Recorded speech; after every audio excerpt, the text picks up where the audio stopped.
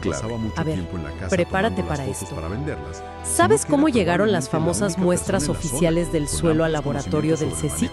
Es sin duda uno de los detalles más desconcertantes de toda la historia. En un sobre de azúcar de una cafetería. Te lo juro, no es una exageración. Alguien picó un pedazo del suelo, lo metió en un sobre de azúcar doblado y se lo llevó al máximo instituto científico de la nación. Increíble. Sin cadena de custodia, sin aislamiento, sin siquiera un diagrama indicando de qué parte exacta del rostro provenía el fragmento. O sea, hacer análisis forense con algo que estuvo junto a los cafés de la mañana. Es un colapso total del protocolo científico. Cuando la toma de muestras carece de asepsia y control ambiental, el análisis posterior queda invalidado de origen. Puede haber contaminación cruzada en el trayecto fácilmente. Claro. Y no solo fallaron los laboratorios, los controles in situ en la casa de Belmes fueron igual de defectuosos.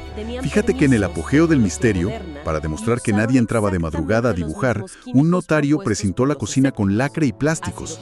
El escenario cerrado perfecto, ¿no? Dejan la habitación bloqueada, regresan semanas después, quitan los precintos y ¡sorpresa! Hay caras nuevas y las antiguas han cambiado de expresión. Magia pura. Magia, sí, hasta que se indaga en el perfil del notario. Ajá. Resultó ser un ferviente creyente de lo paranormal. Y peor aún, los análisis posteriores de las fotografías mostraron que el método de precinto era tan básico que los plásticos podían ser retirados y vueltos a colocar sin romper el lacre. O sea, cualquiera podía entrar. Sí, además hay un factor estético que la ARP-SAS-APC señala como una de las evidencias más fuertes del engaño humano. Es la evolución artística de las caras. Primeros años, los rostros que aparecían en el suelo de María eran expresivos, detallados, con proporciones anatómicamente correctas, parecían obras de alguien con pulso firme. Obras de arte casi. ¿Sí? Pero con el paso de las décadas, las caras nuevas pasaron a ser garabatos burdos, figuras infantiles casi cómicas. Y es una degradación artística que, de manera muy sugerente, coincidió en el tiempo con el fallecimiento del fotógrafo local del pueblo. Vaya casualidad. Un hombre que no solo pasaba mucho tiempo en la casa tomando las fotos para venderlas, sino que era probablemente la única persona en la zona con amplios conocimientos sobre el manejo de sustancias químicas fotosensibles. Es que es una coincidencia que grita fraude por todos lados. Alguien preparaba la mezcla química y trazaba el lienzo base invisible. Todo apunta hacia allá. Pero, a ver, aquí debo presionarte un poco. ¿Qué significa todo esto? No podemos quedarnos solo con la comodidad del engaño resuelto, porque la historia tiene un giro que complica todo de nuevo. Si las caras de Belmes fueron un simple truco con nitrato de plata, vinagre y hollín, ¿cómo explicas lo que ocurrió en el siglo XXI? ¿Te refieres al experimento? Exacto. En el año 2014, el programa de investigación Cuarto Milenio llevó a cabo un experimento.